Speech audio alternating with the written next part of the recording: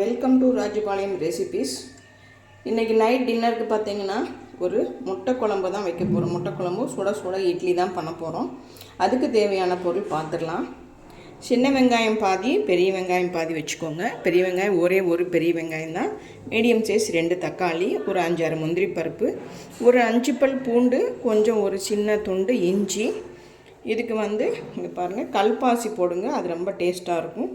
ஒரு 3 கிராம்பு எடுத்து வச்சுருக்கேன்.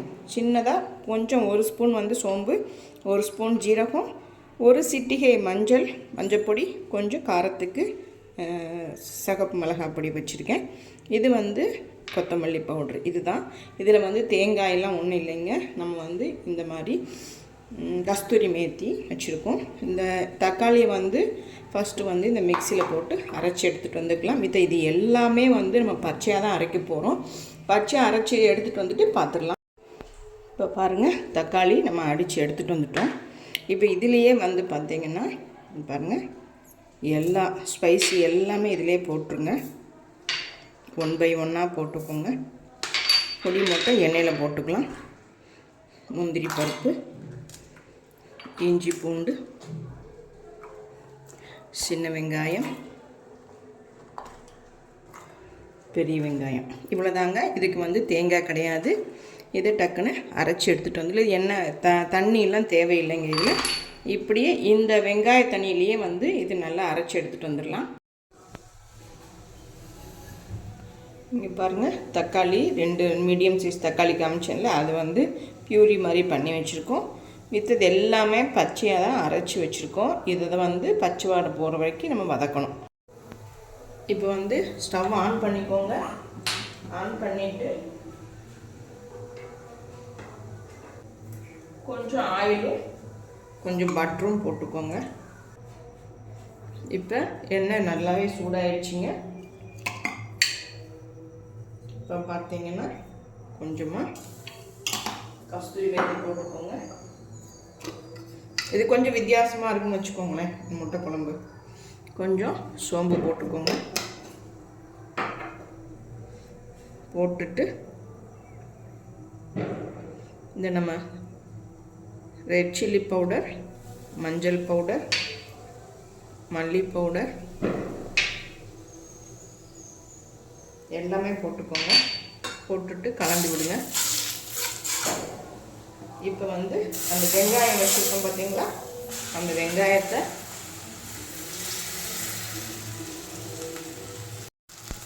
அரைச்சி வச்ச வெங்காயம் இதில் போட்டு நல்லா ஃப்ரை பண்ணிக்கோங்க.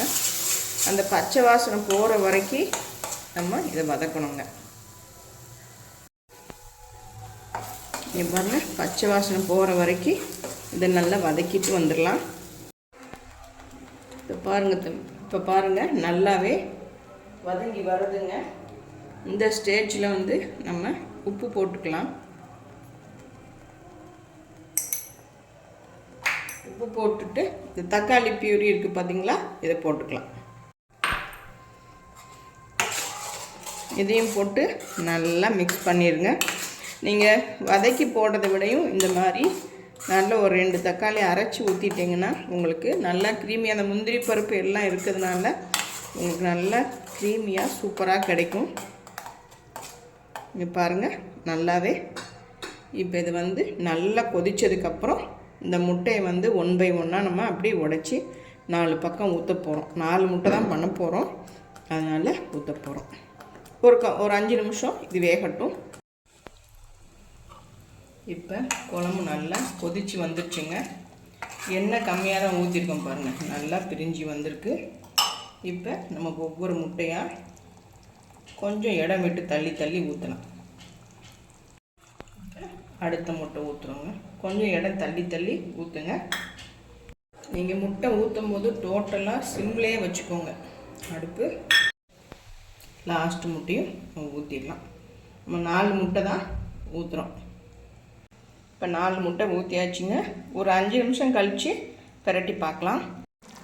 இப்போ முட்டை குழம்பு தயாராகிடுச்சுங்க. நல்லாவே வெந்து வந்திருக்குது.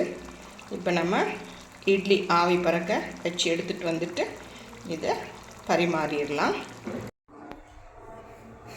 இப்போ பாருங்கள், நம்ம ஒவ்வொரு முட்டையை எடுத்து பார்க்கலாம். பாருங்கள் எவ்வளோ அழகாக வந்திருக்குது பாருங்கள். இந்த மாதிரி தான் வந்திருக்குது.